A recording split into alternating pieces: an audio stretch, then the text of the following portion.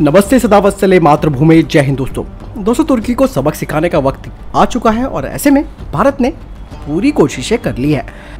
तुर्की के दुश्मन ग्रीस के साथ भारत का सैन्य अभ्यास कहीं ना कहीं एक चेतावनी देता है तुर्की को कि वो भारत के आंतरिक मामलों में दखल ना दे। जी हाँ, जिस तरीके से आपने देखा होगा कि पाकिस्तान और उसका आका तुर्की दोनों ही एक हो चुके हैं और भारत के खिलाफ एक नई रणनीति बना रहे हैं। ऐसे में भारत ने तुर्की की इस एक्सिस को तोड़ने के लिए यूरोपीय देश ग्रीस के साथ भूमध्य सागर में जोरदार नौसेना अभ्यास किया है। इस अभ्यास में ग्रीस की फ्रिगेट्स और भारतीय नौसेना के युद्धपोत आइनस तवर ने हिस्सा लिया। यह अभ्यास भूमध्य सागर में क्रेट इलाके के दक्षिण पश्चिम में हुआ है। ग्रीस के अनुसार भारतीय युद्धपोत का मिस्र की नौसेना के साथ युद्धाभ्यास का भी प्लान है। इसके लिए भारत का आइनस तवर मिस्र के सिकंदरिया बंदरगाह पर भी पहुंच गया है।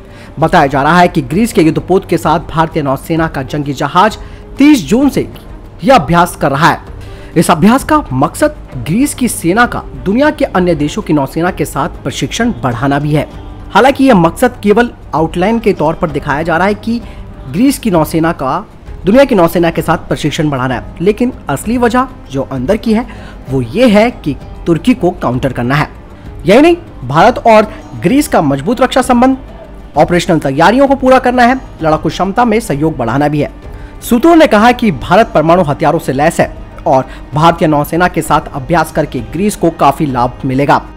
विशेषज्ञ ये भी कहते हैं कि तुर्की और पाकिस्तान के बीच बढ़ते रक्षा सहयोग और दोस्ती से निपटने के लिए भारत और ग्रीस साथ आए हैं। ग्रीस भी तुर्की के आक्रामक व्यवहार से परेशान है।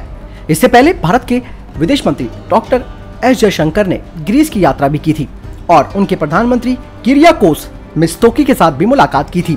इस मुलाकात के दौरान दोनों पक्षों ने आतंकवाद समेत कई मुद्दों पर चर्चा की, जिसे कि तुर्की, पाकिस्तान और चीन को संदेश देने के लिहाज से देखा जा रहा है।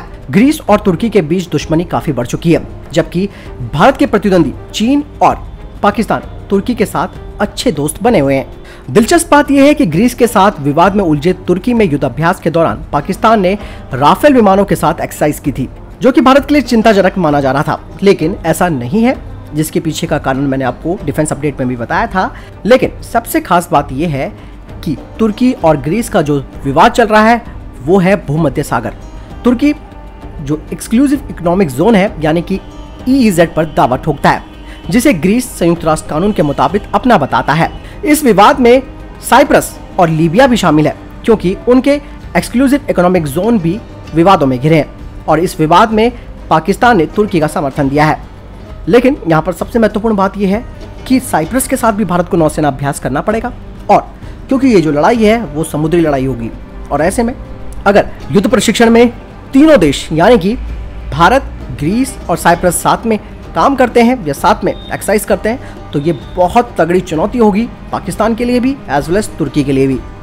तो कुल मिलाकर ये कहा जा सकता है कि भारत ने अपना काम करना शुरू कर दिया है। जिस चीज़ के लिए कहा जा रहा था और जिस चीज़ की ज़रूरत बताई जा रही थी उस पर भारत ने फोकस करना शुरू कर दिया है, और ये कड़ा संदेश ही नहीं बल्कि चुनौती है। जी हाँ, ये चुनौती है उस तुर्की को जो भारत के आंतरिक मामलों में अड़ंगा अड़ाता है और UN में भी भारत के खिलाफ बोलता है। लेकिन यहाँ पर एर्दोगन को झटका तो जरूर लगा होगा, लेकिन अब तय समय में ये बात पता चल पाएगी कि क्या दोबारा से तुर्की ग्रीस के साथ तनाव मोल लेना चाहेगा या नहीं, क्योंकि उसको मालूम है कि अब ग्रीस के साथ भारत मजबूती से खड़ा है। आपको क्या लगता है दोस्तों इस पूरे सिनेरियो के बारे में? कमेंट करके जरूर बताएं। बहरहाल इस वीडियो के लिए इतना ही, मिलता हूं नई वीडियो के साथ। ख्याल रखिएगा अपना। जय हिंद, जय भारत।